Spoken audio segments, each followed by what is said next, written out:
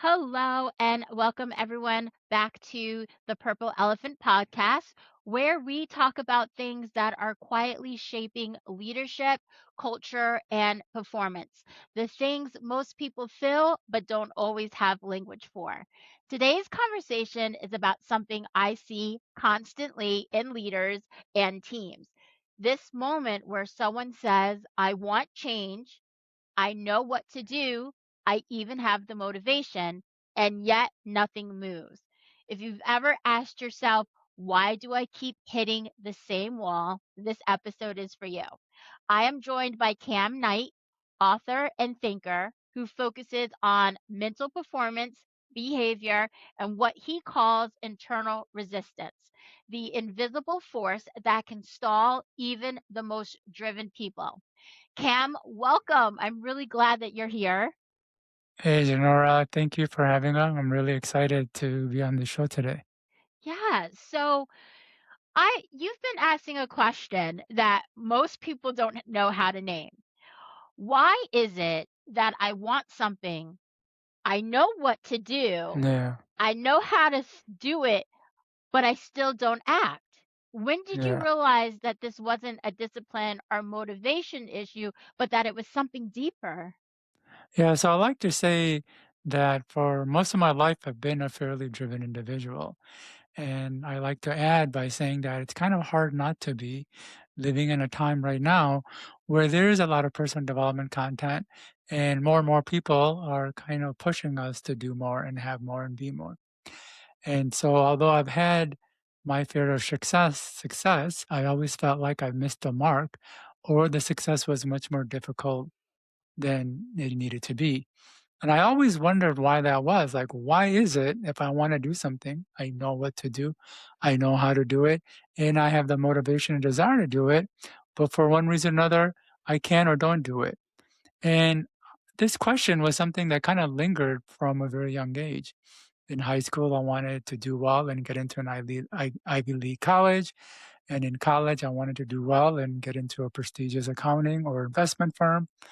And unfortunately, although I got into a good school and I got a good job, I missed both marks. And it was kind of a pattern in other areas as well. I wanted to get fit or I wanted to develop a skill and things of that nature. And either I would start or I would get excited about starting, but wouldn't start. I would start, but would get distracted.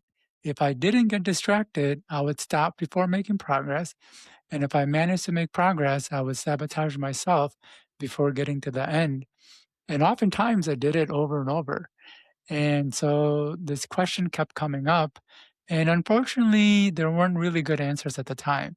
The best answers I heard was you need beliefs, because there's a lot of talk about limiting beliefs and how they can limit you. Or they'll say you need discipline. But I always felt like there was something bigger to it. Like those are part of the equation, but I thought they were just a piece of a much larger puzzle. And in my journey of learning, reading, and working with coaches and attending seminars, at a certain point, my brain came to this aha moment and was like, oh, wow, there's a part of our brain designed to hold us back. There's a part of our mind built to keep us from growing and making progress. And I call this part resistance. And I say it's the brick wall that we hit anytime we want to do something, but we can't, no matter how much we want to do it. Yeah. So you're describing resistance as like something that's built into our brain, right? So it's like not a Yeah. personal flaw, it's wired. So how do you explain resistance to people who have been taught that willpower should be enough? Like they've been taught once we get rid of those limiting beliefs or we have enough drive, that should be enough to get us there. Yeah, that's a very excellent question. And I'm going to get into it. Though before I do, I want to talk a little bit about what you just said about how people find a flaw in them. So when we're not able to do what we want to do, oftentimes we feel bad. We feel like we're not good enough. We don't have what it takes. We don't have the discipline. And in many ways, that can kind of perpetuate or become a feedback loop that makes the challenge even worse. And so to understand resistance, it actually helps to understand that the part of the brain that creates wants and desires works separately from the part that actually allows us to act on that desire. This is a really key piece of concept. So I'll say it one more time. The part of the brain that creates wants works independent of the part that actually allows us to act on the want. So we have one part of the brain that's creating wants and desires, and in many ways it's unrestrained. So it's creating endless wants one after another. Its purpose was never to check to see if a want was achievable or worth pursuing. Its only job is to create wants. In a lot of ways, it's just cranking out wants one after another at a pace faster than anyone can achieve. And then we have another part of the brain that actually checks and evaluates the want to see if we should do it. We should do it. And this is the part that decides if it's something that we should go after. And so, what's really important to understand here is that it is possible for both the brain to create a desire for something and at the same time keep us from going after it. So, this should help people understand why they can want something but still be stuck, not make progress, sabotage themselves, or have more challenges than needed. It's because the part that's actually giving the green light works independent of the part that actually creates the want. And so what's really interesting about the part that actually gives a green light is anytime a desire, a course of action, or a decision stands before you, it gets evaluated by this part of the brain and evaluates it using a whole set of criterias. We can think of it as going through a checklist of items to see if we should do it. And if the desire or the decision is not in line with any of the criterias, or if all the boxes don't check off, resistance will prevent action. So, a great way to think about this is standing before a panel of judges or board of directors. Every decision that comes up must go through them. And if even one of the members is against the idea, it will not pass. And I'm going to kind of go into what the criteria are, but I do want to say that what's interesting is that actually both parts can get in the way. It seems like it's only resistance that'll get in the way, but actually our own wants can get in the way as well. And we can talk more about that in a little bit. But what the criterias are is in my work I found there's about a good 2 to 3 dozen things that hold us back. And they can be everything from limiting beliefs. So if we don't believe something's possible, of course resistance is going to keep us from going after it, but it deals with also comfort zones because the brain likes familiar over unfamiliar. So anytime we do something, by the nature of doing it, it's going to make us move out of our comfort zone or move us into an area that's unfamiliar. And the more averse the brain is to the unfamiliar, the more resistance will arise.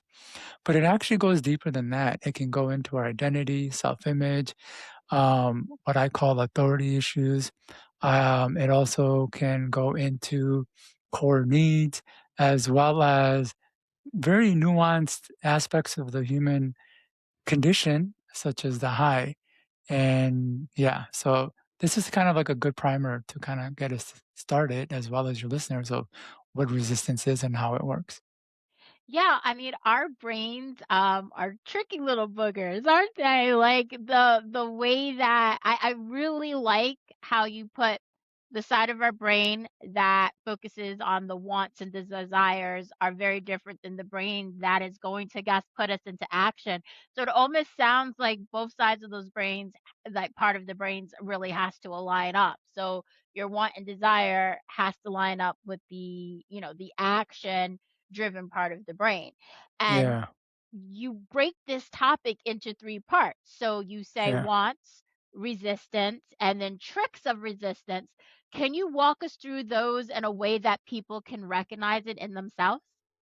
Yeah. So again, we have a part of the brain that creates wants. And when the want comes up, we don't just automatically do it. It has to get filtered through resistance. And if resistance decides we can do it, we're able to do it. But if resistance says no, we're not going to do it, The challenging part about this is that it doesn't tell us it's stopping us. So let's say that you want to write a book and resistance, there's many reasons for why resistance stops you. One is you don't have a belief that you're a good writer. Maybe maybe you think that once you write the book, people aren't going to like it and you're getting a negative feedback and criticism. And the more sensitive you are to the thoughts and judgments of others, the more your brain is going to be averse to the feedback and criticism, and the more resistance will arise. Or let's say another reason is that um, you think of yourself as a great writer, but a part of your brain is afraid that once you actually write the book and people don't like it, you have to face the fact that you're not this great writer you thought yourself to be.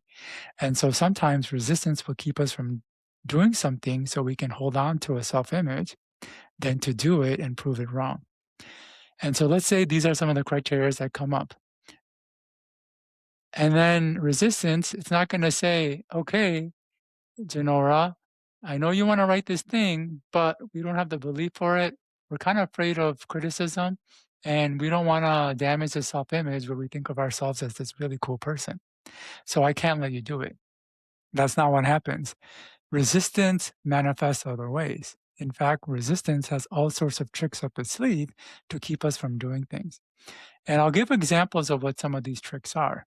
So, one of the tricks is over planning. A lot of times, when a person's in resistance, instead of going out and doing what they want to do or they're supposed to do, they will plan what they're going to do and how they're going to do it. And they're going to go into painstaking detail to figure that out. And that's a trick because every minute we spend on planning is time we're not spending on actually doing the thing. And since we're not doing the thing, we're not getting results, and the tricks of resistance win. Another great example that I know a lot of listeners will resonate with is perfectionism, where we spend all our time and effort on trying to make sure everything is perfect, that all our I's are dotted and T's are crossed. And again, the more time we're spending on perfecting the thing, the less time we're putting it out there. And the less time we're using to putting it out there, the less results we get. And so the tricks win again. But these tricks are pretty sly, they go pretty deep.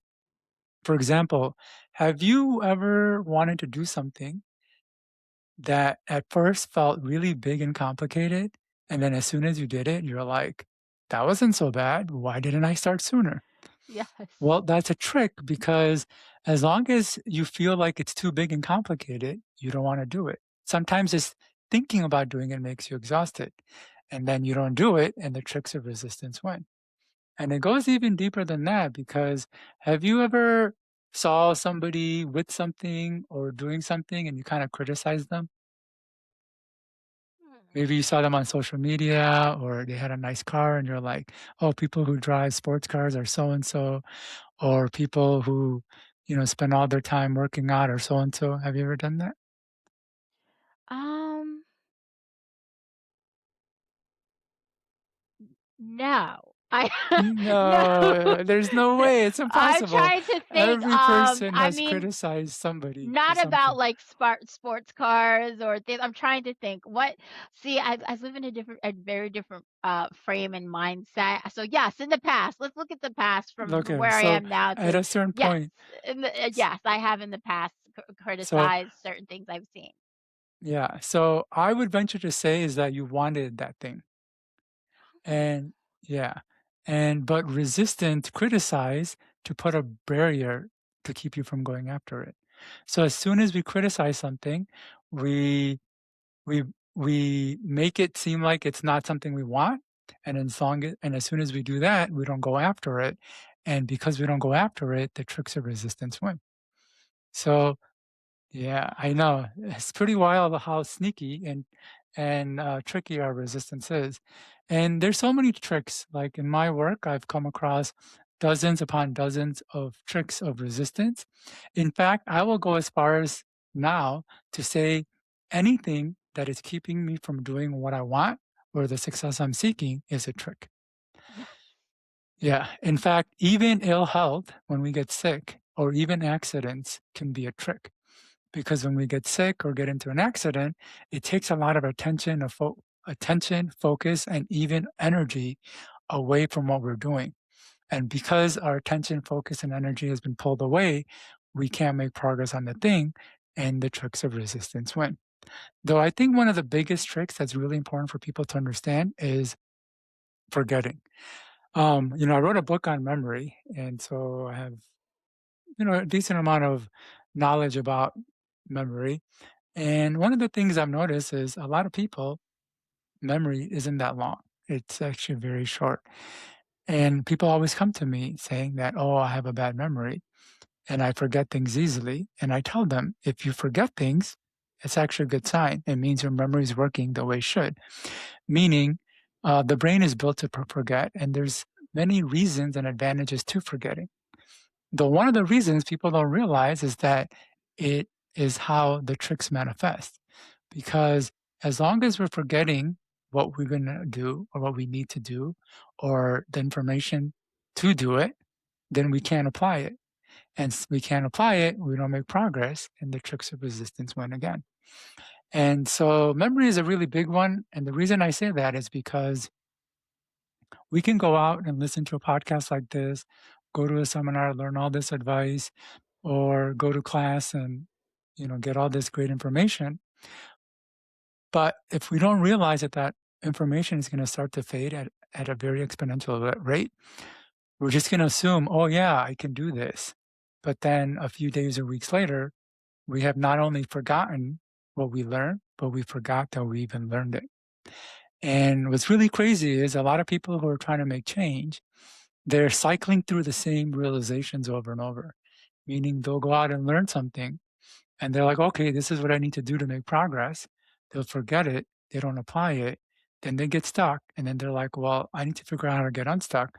They'll go learn the same information, but not realize they learned it earlier and go through the cycle. And some people can be doing this for years and decades. Oh, wow. Wow is right. Yeah. There really is some sneaky resistance going on in the brain. Yeah. And I'm very Yeah. curious, how does resistance disguise itself? So, how does it show up as like being responsible or prepared or self-aware? Yeah. So, a couple of examples I gave, such as planning and perfectionism, it Okay. seems like we are moving forward or we're actually making progress and we're actually working on our goal. But if we spend too much time on planning or too much time in perfecting, then it can actually be a form of avoidance called creative avoidance. And these are the more dangerous forms of tricks because they cover their own tracks. They give the illusion of progress when there is no progress at all, or we're actually just getting caught in busy work. Meaning, a great example is, many entrepreneurs, one of the things they need to do to grow their business is sales. A lot of people don't like sales. So what do? They fall into busy work thinking, oh, as long as I do this, then I'm being productive. And sure, they're probably productive, but it's not really moving a needle forward. And some people can go months and years doing busy work, struggling, upset at the world because things aren't moving for them. When the reality is they're just caught in a trick that's keeping them from doing the thing that's moving the needle forward. And again, these tricks are pretty sneaky. And what I want people to understand about tricks and to how to think about them is we all know we have a defense mechanism, right? Yes. Or we all know we have a fight and flight response, right? Yes. And that fight and flight response either prepares us for a task or activity or makes us run away. But as we humans have evolved, so has our fight and flight response. Now that we live in towns and cities and neighborhoods, there's no place to run away to. We can't run away to someone's lawn or land. And even if we did, we couldn't live off of their lawn or land. So when our brain wants to make us run away, it makes us run away other ways. And some of these tricks is how our brain is making us run away. So it's really a fight flight response that's keeping us from doing what the brain feels that it's dangerous or something we shouldn't do. Yeah, and so you said that you were open to sharing a personal experience here. So, was there a moment that happened in your life where you realized your own resistance was costing you something? Oh, Either yeah. yeah, well, I wanna hear So about that. this is a topic, that doesn't really get talked about much, so in a lot of ways, I've kind of developed it, and a lot of it came from my own experiences. So a lot of these criterias that I have come to understand about resistance are things that I hit up on. So I would I heard about, a thing that could help hold me back, such as habits, and I'd work on it, but then I'd still be stuck. And then and digging deeper, I would learn something else and things of that nature.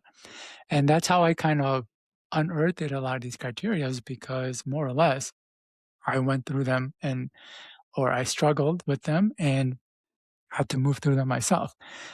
The reason I say that is because my whole life has been plagued by resistance, from a very young age. Like I said, when I wanted to study more, I had a lot of challenges with the studying, being able to stay consistent and things of that nature.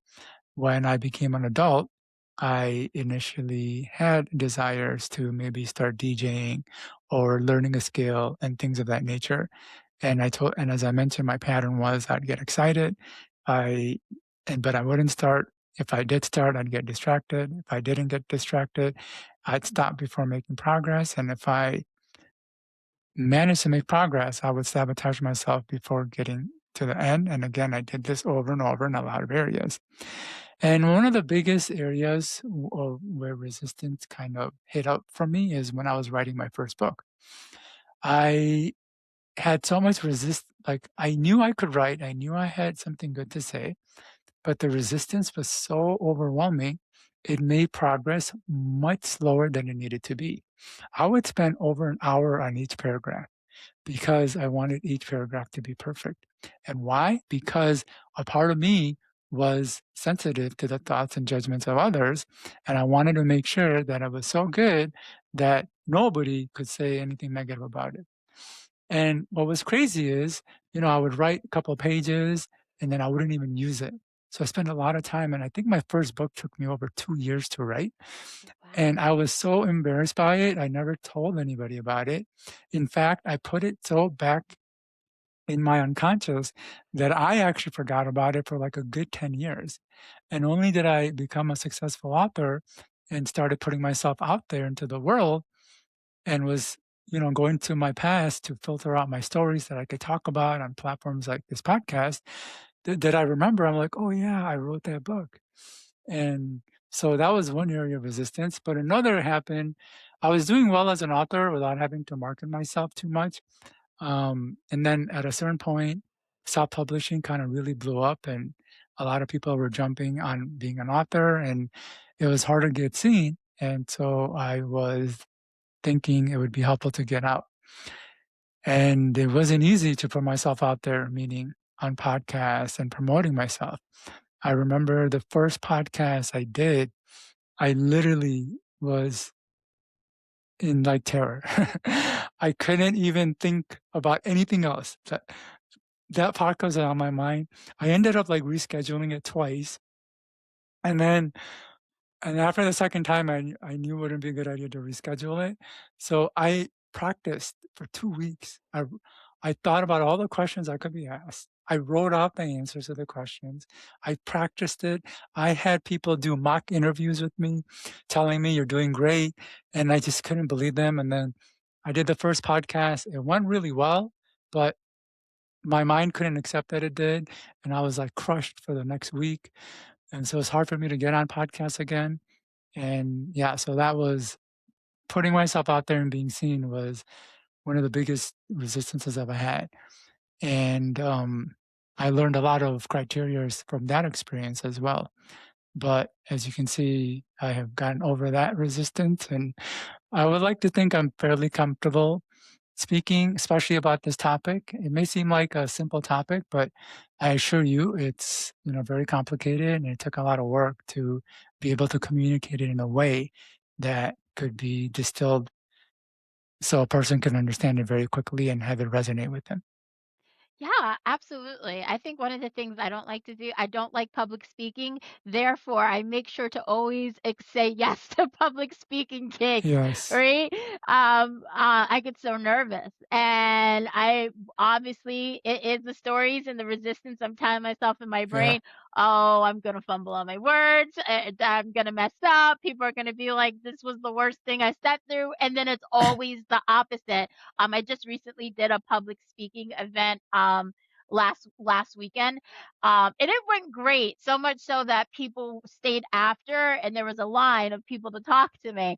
And I'm like, see, you were all Yeah. worried. So I'm always saying yes to public speaking because if I keep telling myself the story of like still to this day, still sometimes I don't like to public speak. I'm like, well, you got to keep saying yes to every public speaking till that story Yeah. changes, and you're like, no, I like it. So I Yeah. get it. Yeah. Yeah, and I will talk a little bit more about some causes of resistance now that we're talking about public speaking. One Yeah. thing I found is the reason people have a challenge with getting themselves out there or exposure really comes down to two main causes of resistance. One has to do with the pain of mistakes, and the other has to do with the pain of judgment. And so I want to start by saying that we all have a defense mechanism, and that defense mechanism is designed to protect us. Though, what is it protecting us from? Is it Right. protecting us from rejection, from mistakes, from death? And I would like to think at the most basic fundamental level, the defense mechanism is protecting us from pain, whether that's physical pain, mental pain, or emotional pain. Physical pain is pretty obvious, getting hurt, cut, scraped, and it's obvious why the defense mechanism would want to protect us from it. Mental pain comes from mental activities such as thinking, learning, problem solving. Certain tasks like math, science, and reading puts a lot of strain on the brain. And that's enough strain for resistance to kick in to not have us do it. So more or less, our resistance doesn't always use logic or reasoning to see if a pain is good. It's more or less an on-off switch where if there is pain or a potential for it, block it. So if there's going to be a pain that that it comes up or it thinks it's going to come up, it's going to block it. So certain people, like I said, mental activities put more strain on certain people than others. And so for those people, they are usually averse to it and they can't figure out why, but it's just because of the mental strain it causes. But then there's also emotional pain. Emotions are some of the most painful experiences we humans can have. In fact, the psychology says it can be as strong as physical pain. So if we're going to do something that has a potential to create emotional pain, of course, resistance will come up. And like I said, there's two main ways it can come from. One is mistakes. So if some people's brain, the way it's wired, it creates or releases a lot more negativity and pain when they make a mistake than others. So the more sensitive a person is to mistakes, the more resistance will come up. The same thing with judgment. The more sensitive a person is to the thoughts, judgments, actions, and reactions of others, the more resistance will come up. And so going back to, our challenges with being on stage or speaking or podcasting, it usually comes down to if we make a mistake, there's a good chance our brain is going to be a lot harder on us than other people. And so that mistake becomes more, our brain becomes more sensitive to keeping us from making mistakes. And so it'll keep us from doing things that might cause mistakes. And the same thing when we do expose ourselves, there's going to be a lot more people who are going to hear us and more chances of somebody not liking what we have to say. And as a result, more chances of the brain releasing negative feelings. And then resistance will come up and say, oof, this is going to be too much. There's too much risk here. So it'll hold us back. And unfortunately, like I said, when resistance holds us back, it doesn't tell us it's holding us back. It doesn't outline any of these reasons I've given so far in this podcast. It just creates this impenetrable wall that we can't push through. And oftentimes we either fall into tricks, Like we'll start scrolling through social media, or we'll go into a heightened sense of preparing, or we'll even criticize and say, "Oh, that's stupid. I don't want to do that." Or we can fall into um, thinking that says, "I'm not good enough. I don't have what it takes," and things of that nature. When it's reality, again, it's not any of these things. It's just that we have a brain, part of the brains that's designed to stop us, and it's really good at stopping us. So, The brain is really good at stopping us from doing stuff, even stuff that we yeah, really desire. It will find a way to make up excuses in our head to not do something. yeah, Really based off of fear and the resistance that you talk about. yeah. Yeah, in fact, I'll add one more thing. Yeah. There's a lot of talk in personal development and self-growth about desires and having a burning desire. Oftentimes, it's taught as like you need to have a burning desire to move forward in something. But I want people to understand, when we look at it within this model, our desires really has, I don't want to be so absolute and say no play in our ability to do something, but it's not as big as we think. It's really the resistance. So we can have a lot of desire, but if resistance doesn't allow us to take action, or it doesn't give us a green light, then it really doesn't matter how much desire we have, we can't move. Now, what makes this even more challenging is that in many ways, our wants and resistance feed off each other. So when we want something, it triggers resistance. And then it makes us want it even more, and it makes our resistance grow up even further. And that makes us want us even higher, and that triggers our resistance even further. And this can become a feedback loop where now we want this thing really bad and we can't have it really bad. So oftentimes, remember I said earlier, our own desires can create challenges. And this is one of the ways it does that, is that a high desire can actually create equally high resistance and keep us in this like standstill where we can't move at all. Yeah, I can see that. I can Yeah, absolutely see I'm that. sure everyone's experienced moments where they wanted something really bad and things weren't moving, but as soon as they let it go, things began to fall into place. And it's because of this principle. Yes, and you hear many people talk about this as well. So, um, if you know, like about manifestation, so a lot of the key people who are like who really practice manifestation, and talk about it on like YouTube videos and stuff, always say the fastest way to manifest something is to release resistance from it, and in releasing resistance from it, almost releasing the desire for that particular outcome. This is when you're not attached to that Yeah, outcome anymore, it's gonna come to you so much easier than you being like, "No, this." So yeah, it kind of plays into what you're saying. yeah. And what I like to say is the universe doesn't like to feed the hungry. I like that. That's a good It's one. Yeah, a lot of it is counterintuitive and it kind of sucks because sometimes we need something, like we need a job so we can pay for our bills. And the more dire the situation, the harder it is to get it. And it is a challenge. And I think it comes down to this dynamic that's playing out in us, but also I think it's more energetic too, where the Yeah, more desperate we are, the more it seems, the more harder it is. Yeah. absolutely. I have a question to ask you, but I want to touch on what you said. I did that with my house. So I manifested my house 5 years ago, but it took me 2 years to get it from the time that I manifested it. And what was really different about it was that I had no resistance whatsoever in that manifestation. At the time that I was manifesting, I had like $10 in my bank account. Don't worry, I didn't even have like funds saved for it, but it didn't matter what anybody said.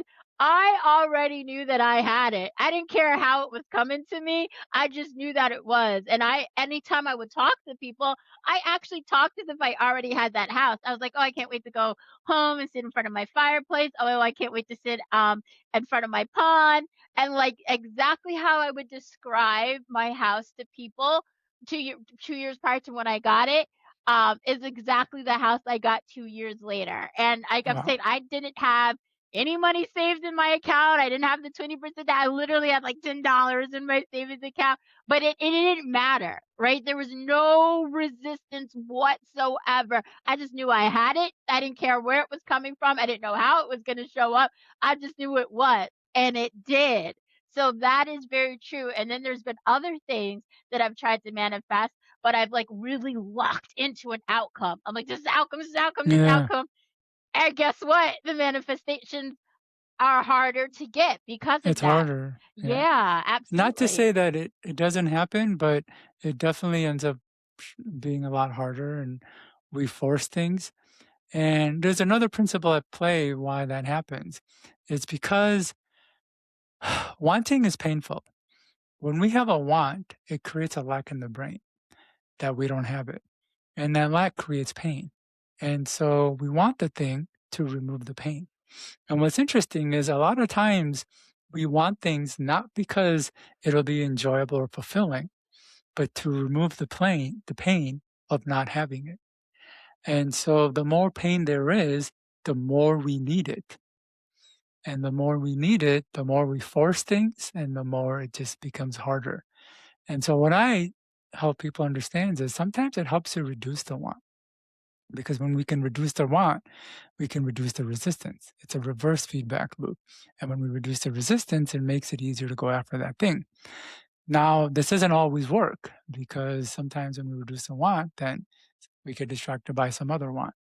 So what I do help try to people understand is the human experience is treading the line between a lot of nuances, which is why there's really no cookie cutter solution to this. It's just understanding the nuances and working within it.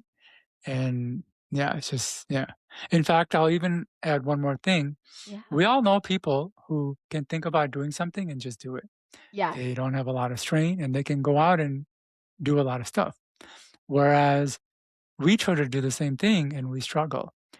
And so it's easy to assume that they have some magical ability or special power when it's not what they have, it's what they don't have, is that they don't have resistance. So when they can think about doing something, they are able to do it. Whereas for the rest of us, when we think about it, it goes through all this criteria. And to add to the challenge, some people have more criterias that hold them back than others. So we've also experienced moments where we saw somebody apply a tip and technique and they got great results. But then when we go to apply it, it's nothing. And it's probably because that tip and technique worked for their specific resistance, and our resistance was either different or it was multi-layered. So it may have worked for our resistance, but then we had a couple other layers underneath that required working through to get the result that we want. So again, it goes back to there's a lot of nuances to the human experience, and it's not just do this and you get this result or act this way. We really have to tread the line um, with what's going on. And this is why how I'm able to get such massive results for my clients is because I do understand the nuances that help us go deeper into their resistance and to release it as quickly as possible. Yeah, I love that. You've said that leaders misunderstand people problems. If you could correct one assumption leaders make about behavior, especially behaviors that show up at work, what would it be? I would say that it comes down to thinking that just because it's when we give instructions, our brain makes it seem like it's so easy to do. One, or two, in our head, it's all worked out what needs to be done. And so when we give the instruction, we assume we're communicating what's in our head to them directly. When all they're hearing is a couple of words without everything that was in their head. And so oftentimes people, our leaders can give directions or messages and think we're being clear, but really we were as vague as it could be.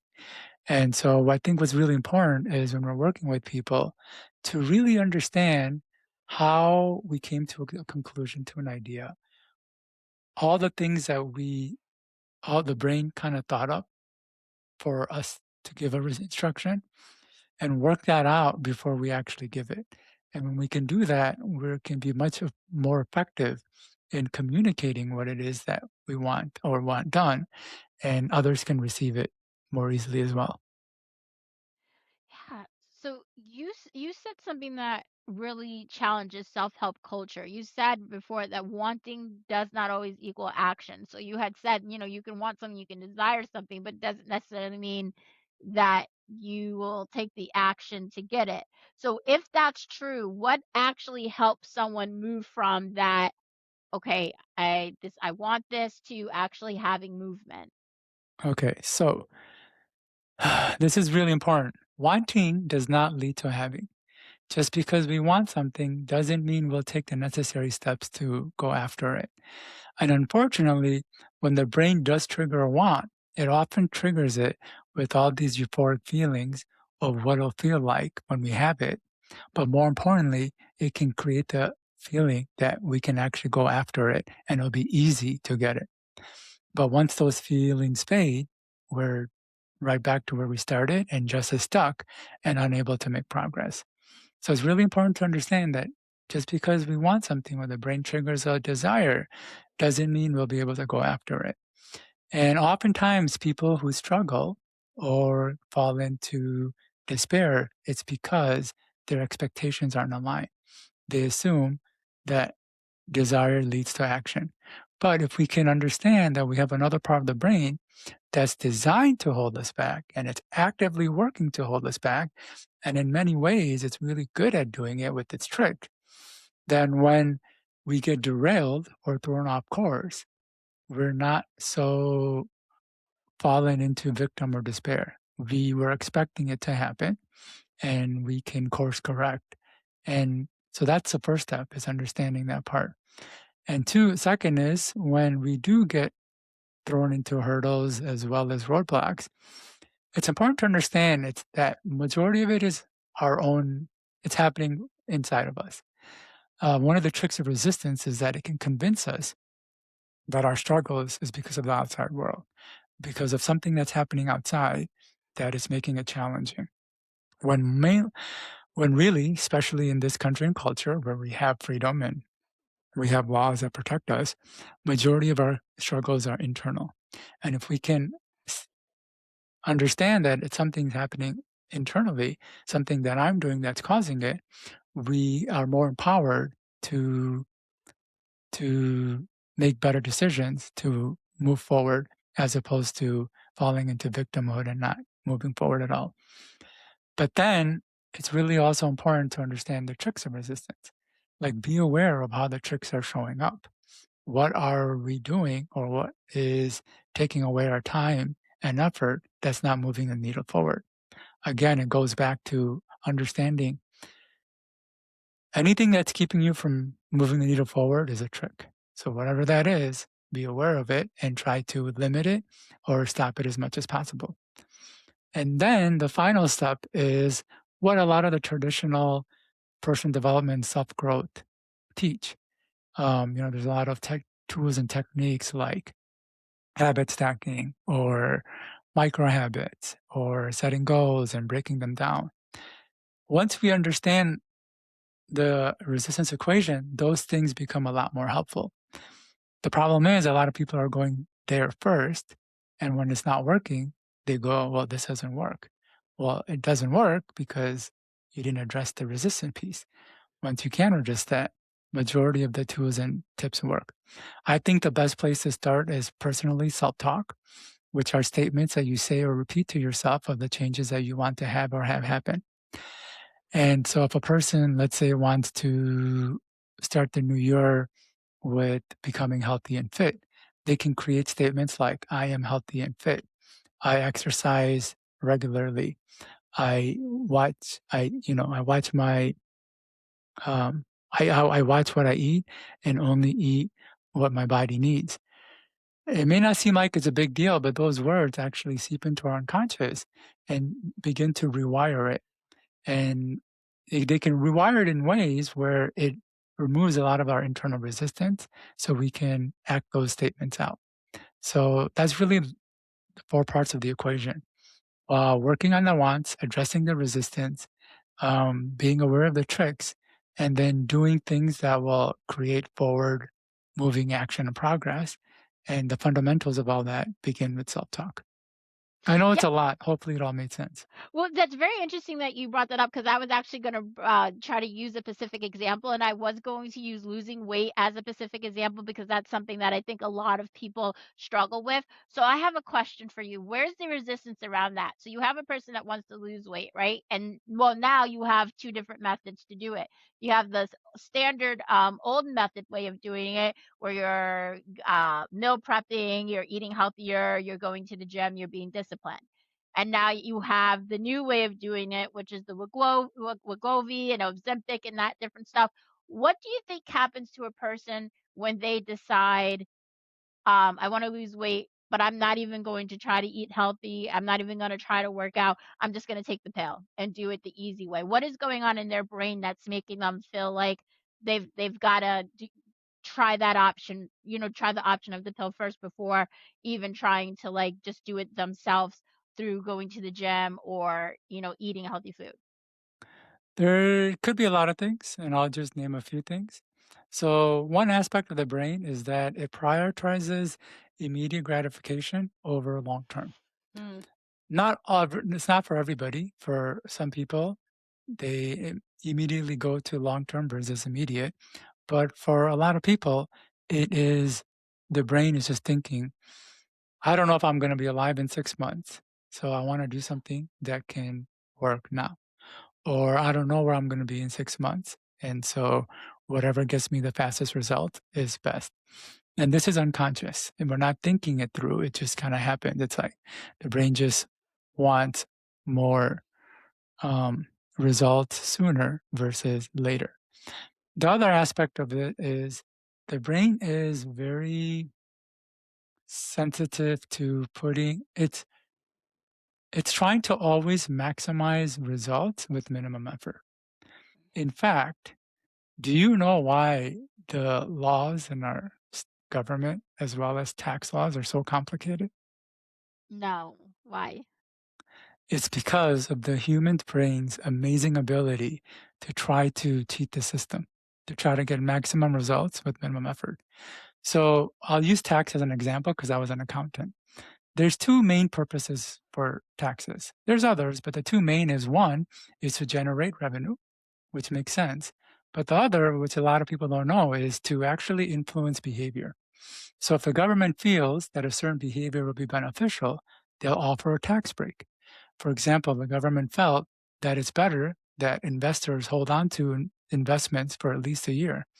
So they offer the capital gains tax, where if you hold an investment for a year, you pay lower taxes. But the human brain's amazing ability to maximize results with minimum effort finds loopholes in the system.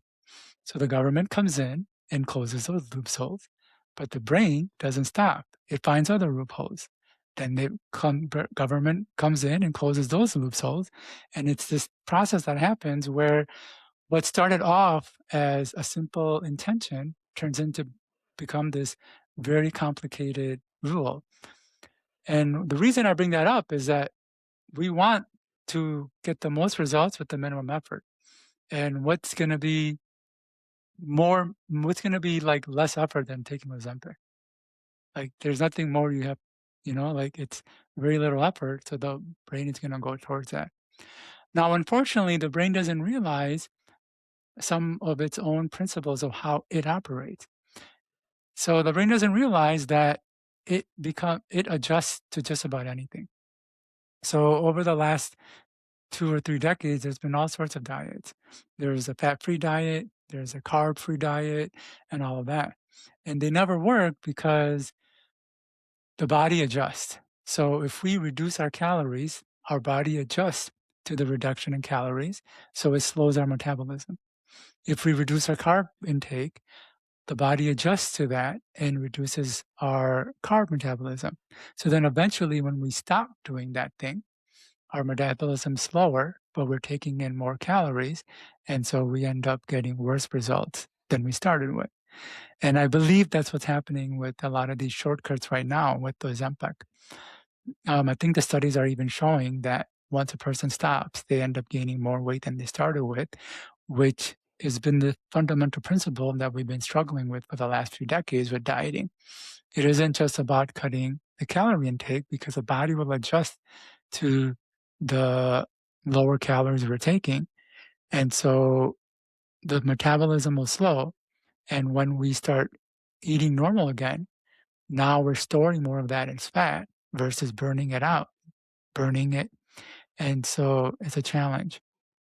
What I want One of the reasons I have success with what I'm doing and my clients is that I work within the principles of the mind and body.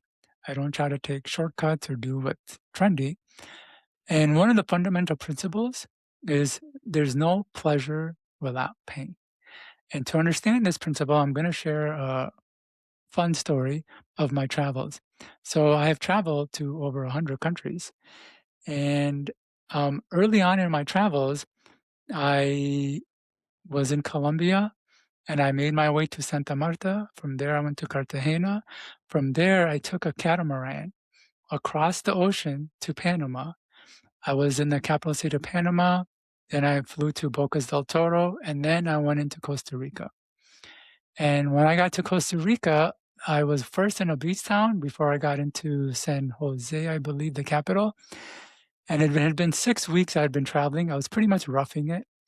And I decided I was going to pay a few extra dollars to stay in a nicer hostel. And this hostel had a hot shower. And not only did it have a hot shower, but it had two knobs where I could control the temperature of the water. And I remember when I took that shower, I felt like I won the lottery. Like I was in so much joy and exhilaration that I even went on Facebook to talk about it. Now, why was that hot shower so pleasurable? Because I had plenty of hot showers in my life. In fact, they were so normal, I felt like it was my God-given right. The reason it was pleasurable is because I went through the pain of with no hot showers and often no showers for 6 weeks. So when I finally got the shower, it created so much joy. And so when we shortcut the process, we pay the price. What I mean by that is if we try to get joy without putting in pain, we'll eventually have to put in the pain. I'll give some simple examples. If we go out drinking, we get a lot of joy, but then we have to pay the price with the hangover the next day. When we eat sweets, we get a lot of joy, but then we have to pay the price for either the sugar crash or the extra calories that are put on. And we're in a culture, we're trying to get joy without pain. And this is where it's creating all these challenges for us. If we get joy by watching a movie that's very stimulating with the sound effects and the visuals and all of that, well, then we kind of feel we have to pay the price because the real world seems less, let's say, fun because we got so much stimulation from TV. Once we turn it off, it's like, oh, this is boring. And it goes back to the Ozempic example or shortcutting our weight loss. When we take shortcuts, we're gonna pay the price. There's no way around it. It's the way the human mind and body are built. It's the human experience. Um, and yeah, there's really no way around it. I've realized after traveling to 100 countries.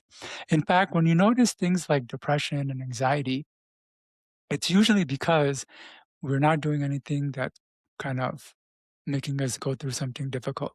I'll give an example. For a lot of people in the US, we have a fairly comfortable lifestyle. We have a nice home, we have heating, food, we can go to the grocery stores and things like that. But a lot of people are depressed, they're sad and all of that because their life is too comfortable. They're not doing anything that creates any sort of struggle or strain to get that joy. And again, we can have all the comfortability, but we're going to pay the price of it eventually in the pain that comes by getting too accustomed to that comfortability, if that makes sense. That absolutely does make sense. Yes, I too believe yeah, you do have to go through the pain to really appreciate the joy. And you're absolutely right. A lot of us don't understand that until we do. until and then when we do, you get it, but that's I absolutely do agree with that. yeah, yeah. For someone who's listening right now who is recognizing themselves in this conversation, what is one internal shift that they can make this week that changes how they relate to resistance? I think self-talk is really the best way to start. I would say understand that wanting doesn't equate to having. So anytime they have a desire for something, they should just have a perspective that, hey, this might take a little bit more work than my brain is convincing me or my wanting mechanism is convincing me. The second is to really start with self-talk. Anytime I want to do something or develop a skill, I actually don't go out and find a mentor or find a book or learn about it first. That's not what I do. I actually create a statement of the outcome I want first because I find that that helps so much more than actually going out and learning something, than having to practice and apply it and things of that nature. And not to say that mentors and information and books isn't bad, but we want to get our brain into the mode of acting that way, and self-talk is the best way to do that. And then the third perspective would just be really keep an eye on for the tricks. The tricks are what really kind of get to us. And I've only talked about a few tricks. There's just so many tricks, and it's very unique to each person. So they have to be very aware of those things. Yeah, you know what? This conversation has really highlighted something I see constantly, which is that behavior is not random, it's information.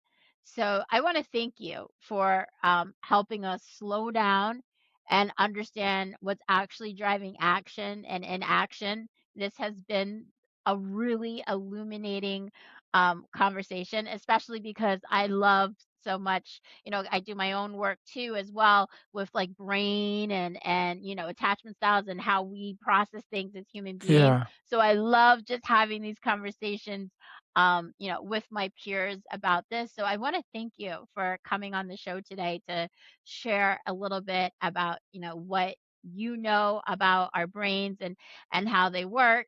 And for our listeners, we are going to link Cam's work in the show notes. And if this episode hit or it really made you think and you're like, oh, I think this is applying, I can apply to myself, please share it with someone who's been saying, I know what I need to do, I just can't move in the right direction to do it. So thank you everyone for joining our show today. Cam, again, thank yeah. you. Yeah. No, I do have 3 free gifts for everybody, if you don't mind. Oh, perfect. Thank Yeah. you. So the first gift is called Prompt Engineering for Your Mind. The human brain was the original ChatGPT, and we can prompt it to give us answers and solutions. But more importantly, have us take action on those answers and solutions. So and they can learn that how to do that in the first guide. The second guide is called Build Skills and Habits in Your Sleep. As I mentioned, anytime I want to start something, I actually don't go out learning it. I create self-talk statements of the behavior or skill that I want.